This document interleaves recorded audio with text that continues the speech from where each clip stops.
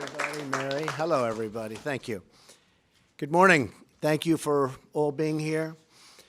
Before beginning today, I'd like to take a moment to again send our thoughts and prayers to my friend and the friend of most of us in this room, Steve Scalise, and his great family as he continues his very brave fight.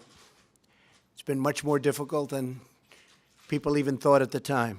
He's in some trouble, but he's a great fighter and he's going to be okay, we hope. I visited Steve and his family at the hospital last night, and I reassured them that the entire country is pulling for them, praying for them, and that we are here for them every single step of the way. America's hearts, and we mean this in the truest sense, sends its love. We've got a lot of hearts in this country, great hearts, and they're all sending their love and support to the Scalise family. And Steve, in his own way, may have brought some unity to our long divided country. We've had a very, very divided country for many years. And I have a feeling that Steve has made a great sacrifice, but there could be some unity being brought to our country. Let's hope so. While at the hospital, I also visited with Special Agent Crystal Griner, terrific young woman, of the Capitol Police and her family. Crystal is one of the 2 Capitol Police officers who saved so many lives through her heroism, along with Special Agent David Bailey. They ran right into the fire. They ran right into those guns and the bullets, and they saved a lot of lives. America salutes both of their courage. They have great, great courage. We all salute them. We also salute the men and women of the Alexandria Police Fire and Rescue and all of the first responders. The timing and the speed and the professionalism was incredible. They performed with bravery and with skill. Finally, our heartfelt prayers go out to Matt Micah, who was badly wounded in the assault. To Matt's family, anything you need, we are here for you. Hopefully, Matt will be okay. In these difficult hours, it's more important than ever to help each other, care for each other, and remind each other that we are all united by our love of our great and beautiful country. We're joined today by Secretary Acosta, Secretary Ross, and Administrator McMahon as we prepare to make a historic announcement to train Americans for the jobs of the future. We have a lot of companies moving into this country. You see the unemployment rate is at a very, very low level. Job enthusiasm and manufacturing, business enthusiasm is at record levels, never been higher. And a lot of good numbers are coming out, including almost $4 trillion in gain to the stock markets. And since the election, $4 trillion.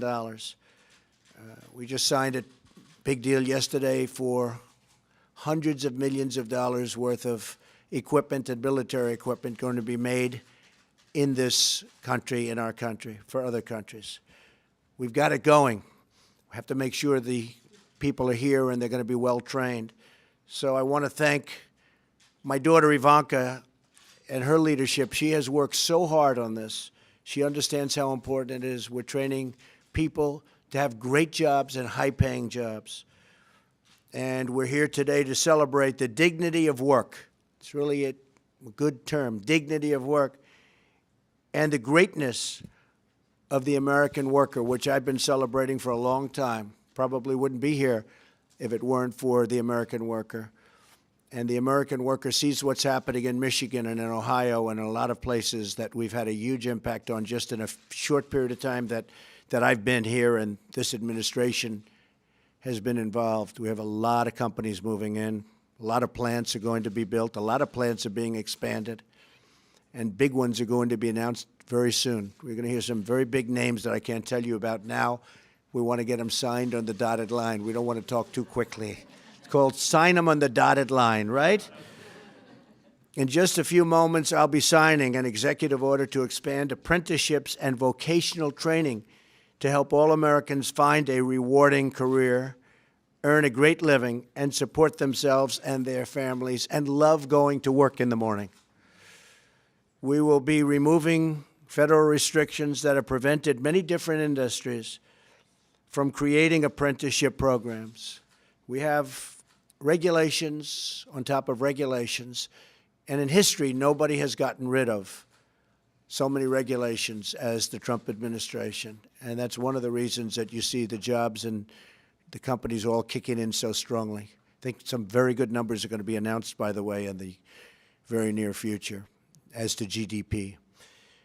So we're empowering these companies, these unions, industry groups, federal agencies to go out and create new apprenticeships for millions of our citizens. Apprenticeships place students into great jobs without the crippling debt of traditional four-year college degrees. Instead, apprentices earn while they learn, which is an expression we're using, earn while you learn.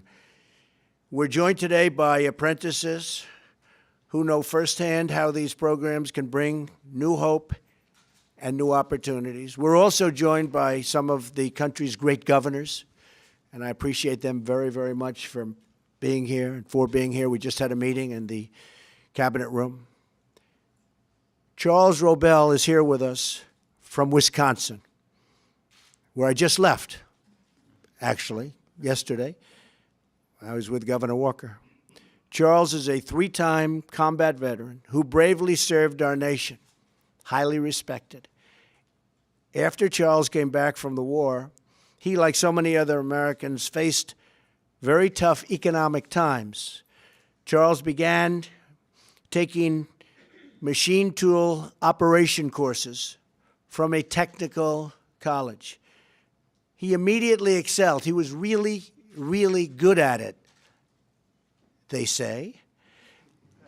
That's what they say. I haven't checked. Where is Charles? I think I'm doing okay. Come here. Charles, they tell me. I haven't checked it. I want to check you out, all right?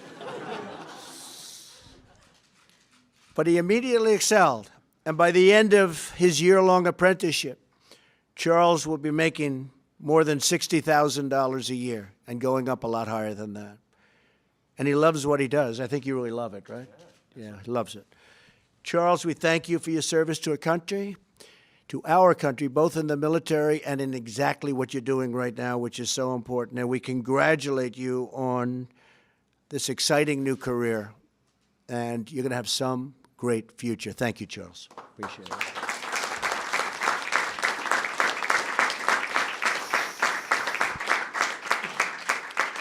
Each of the apprentices here today has their own story and their own dreams. That's what they are, dreams. Apprenticeships teach striving Americans the skills they need to operate incredible machines, and some of these machines are so intricate, so powerful, and really the word is they are incredible. This is not the old days. This is new and computerized and complicated, and you really have to know what you're doing.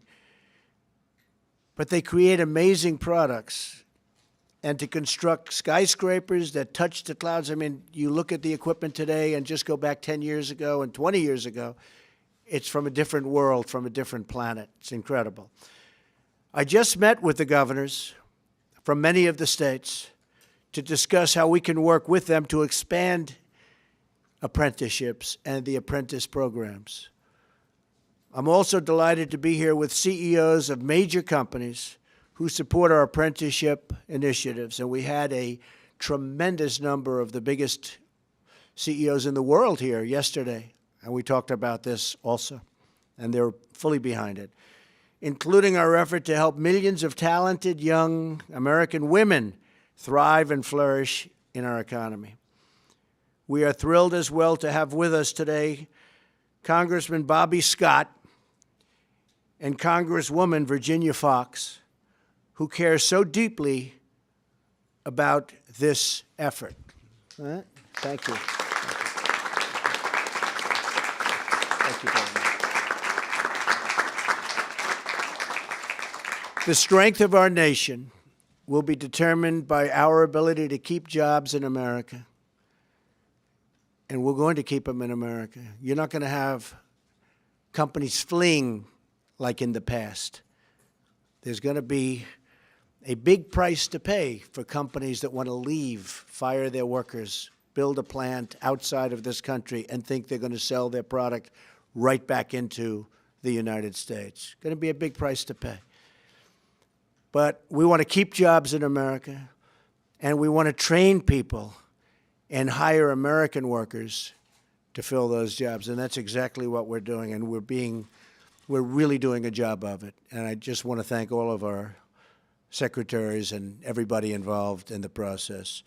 Not only will our apprentices transform their lives, but they will also transform our lives in the truest sense. Today's apprentices will construct the roads and bridges that move our citizens. They will bend the metal and steel that shape our cities, and they will pioneer the new technology that drives our commerce. But as we train the next generation of Americans to do their jobs, all of us here today have to do our jobs. We have to join forces, join hands, and join together to restore the American dream for all of our people. And one of the parts of the American dream is we're going to come down very, very hard, and we already have. You've seen what's going on the border, on this massive drug problem that we have in the United States, and frankly, that other countries have also. And we're coming down very, very hard on it. And if we don't, it's called shame on us. So everybody that's worked so hard on this program and everybody in this room, including the reporters, God bless you. God bless America. And let's go out and let's do a really terrific job with the apprentice program. Thank you very much. Thank you very much. Appreciate it.